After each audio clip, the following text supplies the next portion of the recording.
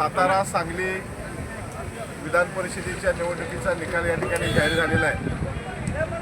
आमचे नेते आदरणीय मुख्यमंत्री देवेंद्रजी फडणवीस साहेब, आमचे प्रदेशाध्यक्ष आदरणीय रवींद्रजी चव्हाण साहेब, तसेच आमच्या सांगलीचे पालकमंत्री चंद्रकांत दादा पाटील, आमचे ग्रामविकास मंत्री जयकुमार गोरे साहेब, माननीय मंत्री शिवेंद्रराजे भोसले, सर्वच महायुतीचे नेते, आमच्या सगळे आमदार यांच्या सगळ्यांच्या एकजुटीचा हा या ठिकाणी विजय झालेला आहे। आमचे जे उमेदवार होते तहसीलदादा कदम, ते जुने आमचे जिल्हाध्यक्ष होते।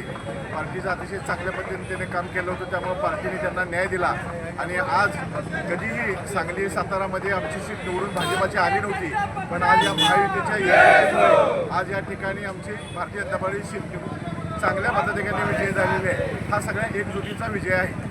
धन्यवाद।